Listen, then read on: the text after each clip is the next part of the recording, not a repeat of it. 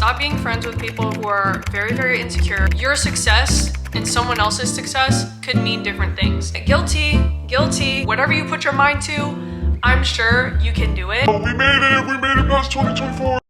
Hi guys, welcome back to my channel and Happy New Year, hello. We made it past 2024. Everybody was talking about how great 2024 was for them. I'm not gonna lie, 2024, she did a number on me, okay? But we are 5 days into the new year, guys. And I wanted to share some things that I'll be doing and also some big sister advice, because I'm old, that I think you should maybe consider if it applies, potentially apply it to have a successful, peaceful, fruitful, amazing, beautiful 2025.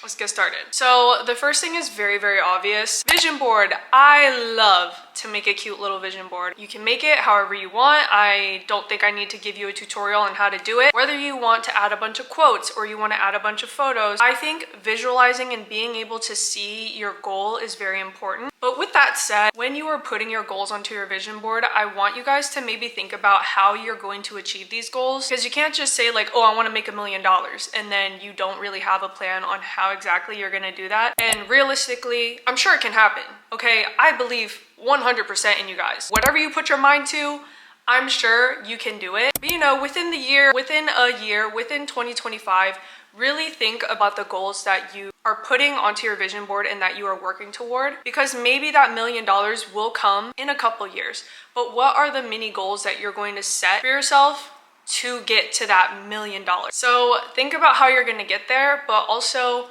don't forget about the mini goals. Don't forget about the baby steps, because you're not going to make that $1 million out of thin air. You're not going to get a 4.0 GPA without studying and busting your ass, right? I feel like we're all very concerned, me, guilty about our big goals and our big dreams, that we forget about the tiny baby steps that we need to take in order to get there. So if you want to be valedictorian or you want to get a 4.0 GPA, maybe a goal of yours should be like, oh, I want to study for X amount of time a day, and then eventually I want to score, 90 percentile minimum.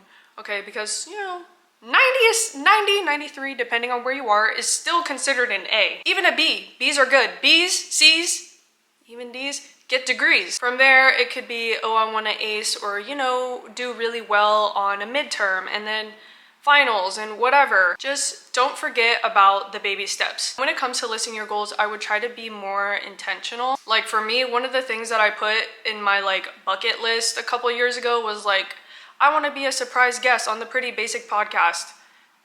Girl, how the fuck was I gonna do that, okay? I was not posting on YouTube. I'm pretty sure I was in college still, studying, finishing my degree. I don't think I had much of a following at the time.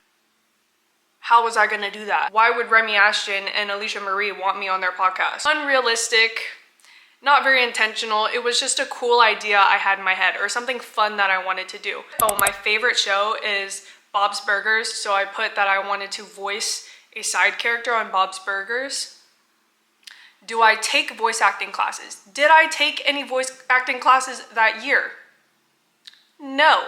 So how the fuck was I gonna do that? I'm just randomly gonna email them hey, I really want to do this. How would I obtain that email? So be very intentional with what you actually want and what you think is obtainable to you. Again, of course, the sky's the limit. You can achieve anything that you want. But again, the baby steps. How are we gonna get there?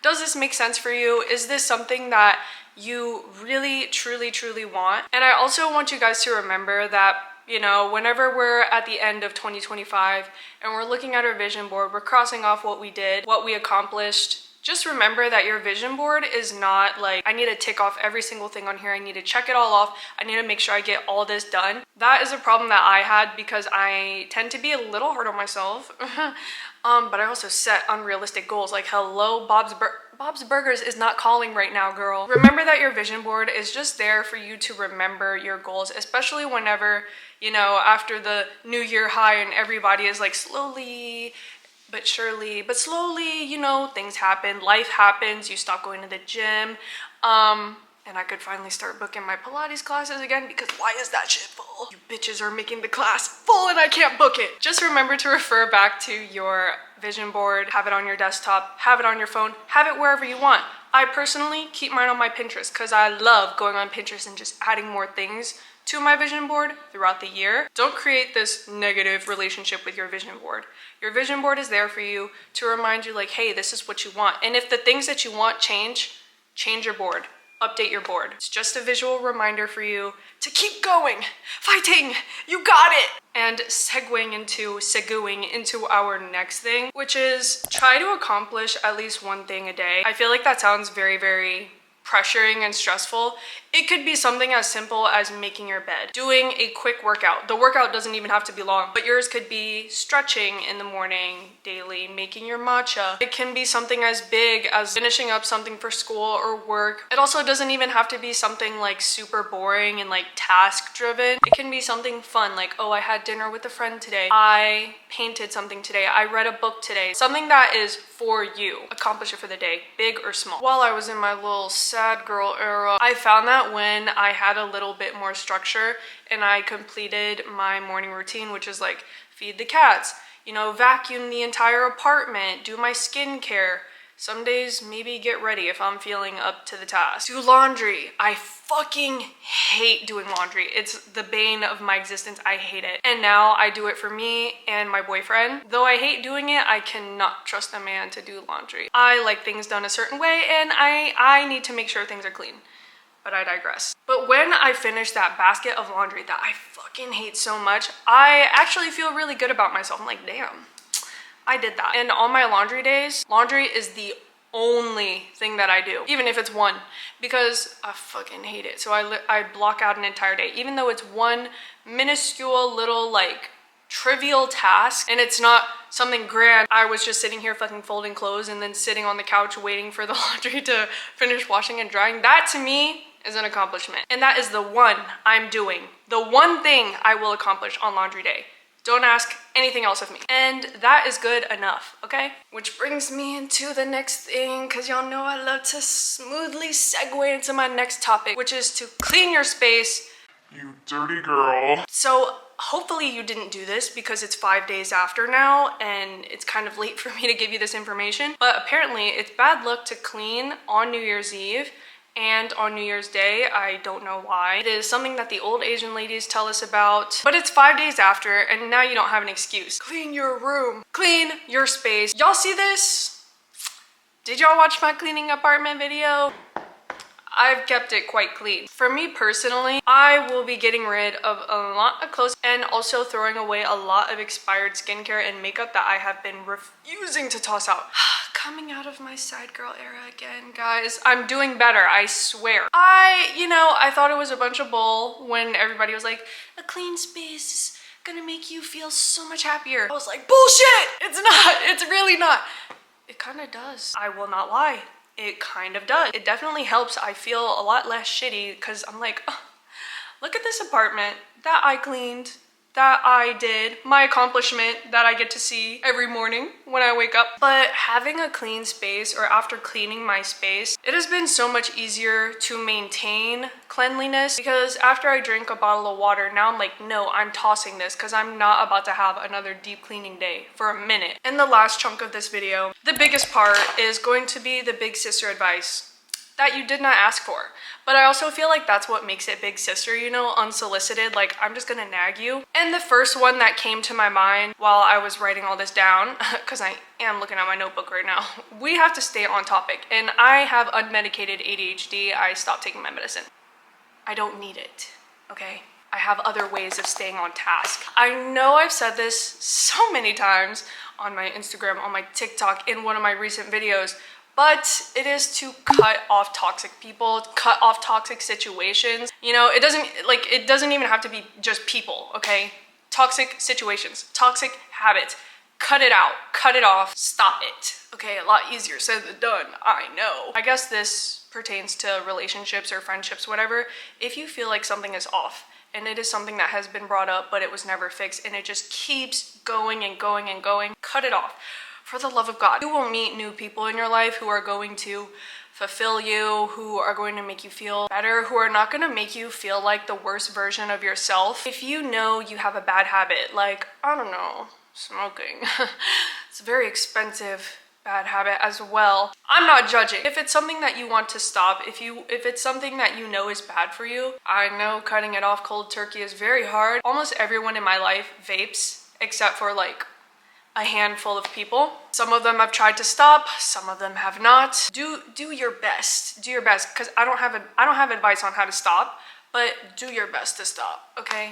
And this doesn't even just apply to smoking, okay? Any toxic habit that you have, I can't even think of one. You procrastinate for too long, maybe you scroll on TikTok for too long, set a timer, or delete the app. You will never catch me deleting that app. I work for my scroll time, so it's not toxic for me, but I know for some of you, it might be. Check your screen time, okay? Mine is less than like 8 hours. I'm barely on my phone. I am on that computer though. I am on that fucking League of Legends. That is a toxic habit that I actually have been working on. Like for example, I played a ranked game the other day and I won. So I was like, all right, that's my win for the day. Quit while you're ahead. The discipline is up here.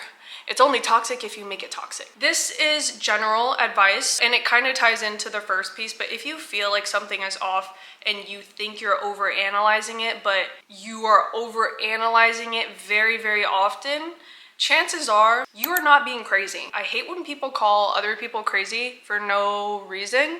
There's obviously a reason. Something happened. They're not just crazy. Something happened, okay? Or they noticed something, they clocked something. Something is wrong. Just like when boys will call their ex-girlfriends crazy, it's like, ooh, what did you do? No one is crazy for no reason, so you are probably not overanalyzing it. And the best way to find out whether you are overanalyzing something is to confront the situation head on. I think the longest I can sit on it, actually not even 24 hours, I will sit and ponder and choose my words correctly and nicely if the niceness is deserved, and then bring it up within 12 hours, maybe that, most likely sooner. But the best way to find out is to just confront a situation. And my life has been way more peaceful ever since I started clocking things immediately. Life is short, okay? Life is short. I can feel my bones aching right now. Life is short.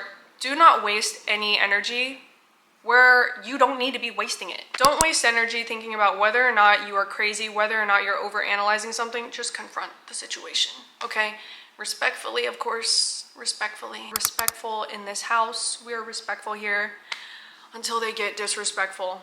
Then you guys should also, I know I should be telling you guys to be the bigger person because I'm giving like big sister advice. Fuck being the bigger person. Treat people how you want to be treated. Oh my god, that's such a hard concept to grasp. Overall, do not waste your time overthinking something. Always bring it up whenever you can. Life is short, guys. Life is short. And while we're on the topic of preserving your energy, this is actually something that I told a friend. She was always very much not in a state of peace, which I knew that she wanted to be in, but she could not help but start these problems. She very well knew that she was the cause of said problems. So I told her, you know, maybe decide whether or not the issue is important enough for you to start a big argument over it. Put it on a scale of 1 to 5. 1 to 3 being like, it's not too big of a deal, or it kind of is a big deal, or it's somewhat of a big deal and I need to talk to you about this and let you know that this bothers me. And 4 to 5 being, you know, of course bringing it up respectfully, or, you know, however you want to handle it. Is it a big enough issue for you to disrupt your peace? And this is just an example, not a specific situation, but if you found out that, oh, your boyfriend has been playing video games with girls that you didn't know, okay? For some people, that's a problem. For other people, it's not. On a scale from 1 to 5, how are you going to approach this situation? Of course, if anything bothers you, I'm not saying 1 to 3 means completely dismiss it, but the scale is for you to kind of decide how big of an issue it is to fight about it, okay? Most of the time, I promise you, things are not worth the fight. Of course, always voice your problems, voice what's bothering you, but there are ways to go about it, and there is a time and a place for different situations. That's all I'm gonna say on that. Is it worth disrupting your peace? Because preserving your energy and putting it toward things that, I don't know, benefit you and don't make you feel bad or ruin your day is a lot more productive, in my opinion. But go about your life however you want, okay? I say all of this with love, no judgment. Whatever you want to do is whatever you want to do. This is some maybe I think you could potentially consider if you are constantly finding that your peace is very much disrupted and you know that you're the cause, because But guys, we need to be a little more self-aware. Are you the problem? But with that said, we're going into my next point, which sounds very judgmental. Being embarrassed is for losers. Being embarrassed is for losers. I'm gonna say it again. Being embarrassed is for losers. Maybe you want to start creating, but you're worried that it'll only get 5 likes. Oh, how embarrassing is that? Who the fuck is gonna laugh at you for trying? Whoever is laughing at you for trying, whoever is making you feel embarrassed for trying is a pathetic, miserable loser in themselves. But you're also a loser for also letting them make you feel embarrassed. What is it? A lion does not worry about the opinions of sheep. Ew, ew, ew. Oh, literally SZA said it. Your fear of looking stupid is holding you back. Yeah. So look stupid, who cares? I love this whole delusional girl movement we're having because yeah, be delusional and think in your mind like you're laughing now, but you're not gonna be laughing in a year or in a couple years when I succeed at blank. Are you gonna be laughing then? Are you gonna be laughing? I'm gonna be laughing. Are you? For laughing at me. Don't worry about those people. They're a waste of your time and they're pathetic for judging you in the first place. They need to worry about themselves. Honestly, I would be flattered because why are you so worried about me? I must be doing something right if you're so worried about me, which falls into my next thing. Don't be scared of rejection. I had a friend a couple years ago who was very, very scared of rejection. And I always told her like, dude, it literally doesn't matter. The worst that could happen is they say no. Whoop-de-doo, they said no. Oh my God, it's the end of the world. No, because you can try again or you could try a different route. Rejection builds character, so don't be afraid of it. It's literally not embarrassing to get rejected. Cinderella quote, you miss every shot you don't take. How is the opportunity going to come to you if you don't even try? So don't be worried about rejection. Anyone who shames you for trying is literally miserable as fuck. Which falls into my next thing. Oh, she's so good at segues. Mind your business. Mind your fucking business. Genuinely, your life will be so much more peaceful. I feel like I don't have to explain that one very much because it kind of falls into everything that I was saying. Worry about yourself, work on yourself, mind your business. Don't worry about other people. And don't worry about what other people are thinking about you. Just worry about you. Another thing I wish I could have told myself when I was younger because I feel like I would have been further along. Now I don't have a segue for this unfortunately, but the next thing is if they wanted to, they would. This is from my girls, this is from my guys. Actually, I hope no men are watching my video, unless you're my older brother Paul. If they wanted to, they would. Stop making excuses for people who don't deserve it. If they are not reciprocating the same energy that you are giving, if that guy is not texting you back or whatever it is, if they wanted to, they would. Simply that. Think of a time where you really liked somebody or you really wanted to do something. You found a way to do it, right? And it's not just girls do this, guys do that. I feel like it's kind of the same for everyone. If they wanted to, they fucking would. And I don't have this written down, but I feel like it's important to say, is to give the same amount of energy to people that they are giving you. As soon as I stopped putting more energy into people, I noticed the people who were pouring energy into me. And I was like, I'm going to continue to pour more energy into them and not into these people who are not reciprocating the same energy that I am giving them. I'm filling your cup while mine is getting empty. Everybody has their days where they're up or down, you know? If it's consistently like, I'm putting in more effort into this friendship or relationship or whatever it is than you are, that also applies to just general things like job. If they're not giving you that raise, if it's not in your job description, you clock out at 5 o'clock, okay? Don't do more than you need to.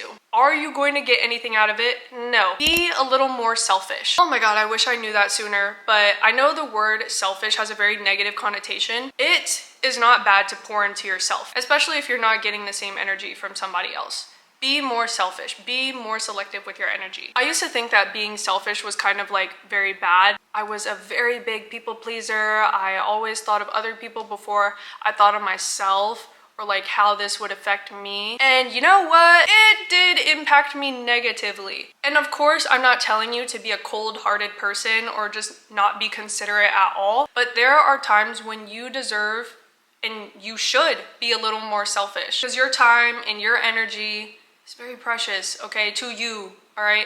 It's not that precious to other people. They're worried about themselves, so you should also worry about yourself. Maybe this segues into the next thing, but being alone is actually such a good time, and if you haven't gotten the chance to do it already, I would recommend hanging out with yourself and just being alone. I am alone a lot, okay? I'm alone a little too much, so I'm actually trying to do the opposite, but I do love being by myself and just doing my own thing, whether it's reading or just watching a show alone. Of course, doing those things with friends is fun, but doing things by yourself is also very important. I just think being able to be independent is a pretty good skill to have. And in being with yourself, I feel like you will naturally become more and more comfortable with yourself, and then you'll be more confident. Yeah. How many times is Faith gonna say, which leads to my next thing?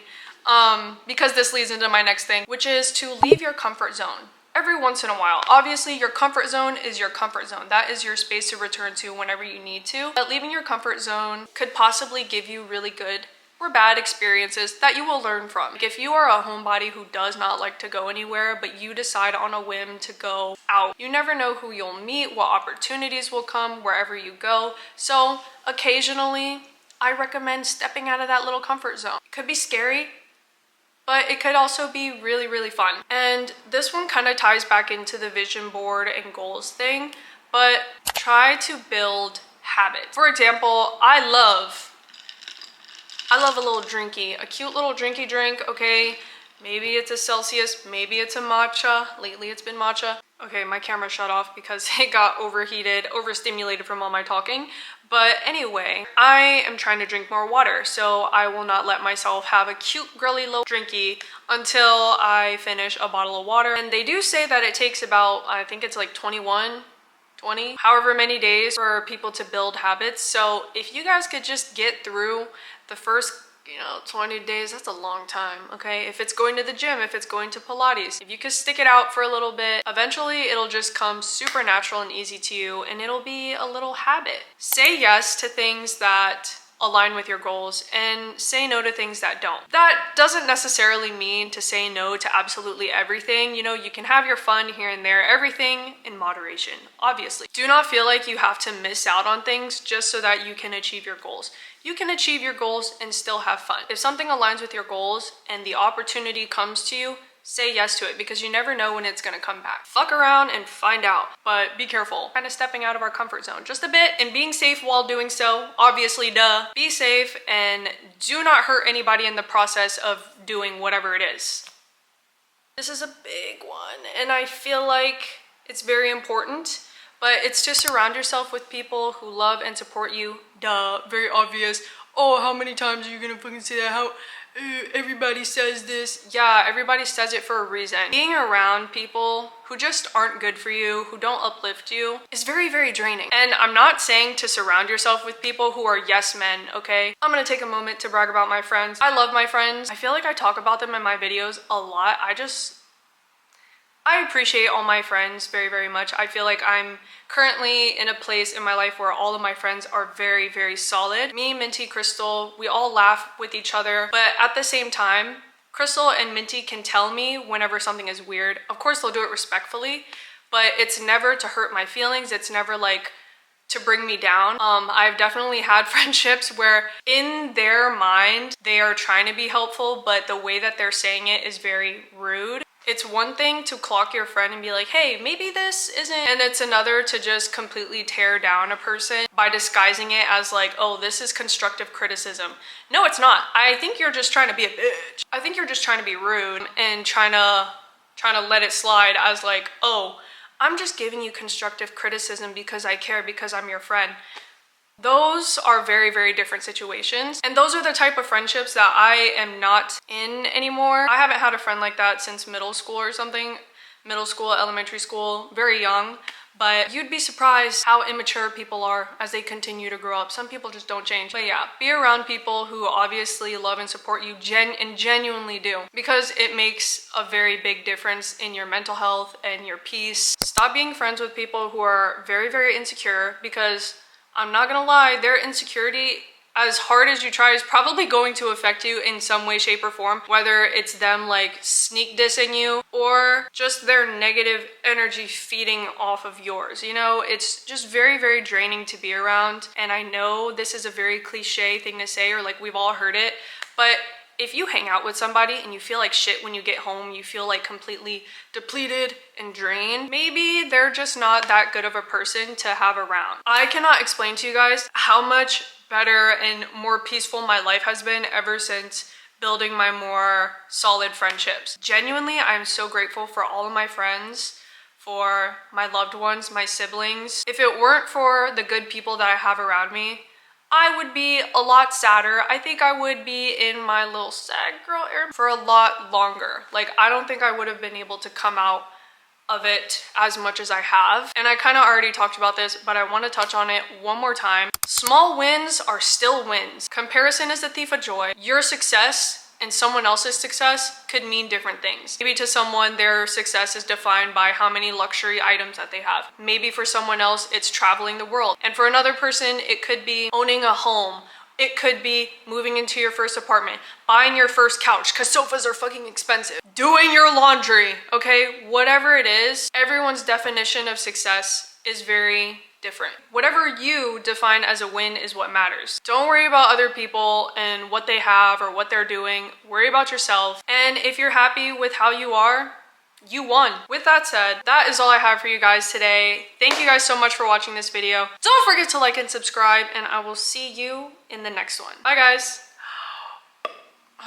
Bonus! And if you guys are interested, I wanted to share some of my goals as well, just so that I can leave this here and, you know, hold myself accountable. Maybe I'll look back at this at the end of the year and see if I, you know, did any of these things. Number one is to go to New York Fashion Week in February and in September, or fashion weeks in general. Maybe Paris. Look, I don't know how the fuck I'm gonna get to Paris though, so I didn't put that on here. Go to Japan. I really want to go in April because I want to see cherry blossoms. I've never seen a real one in person in real life before. I've seen it on TV, seen that shit on my phone. Move to New York or start looking at apartments. This is something that I really want to do. I talk about it all the time. I feel like if I talk about it enough, it'll happen. Hit 4 to 5K subscribers on YouTube.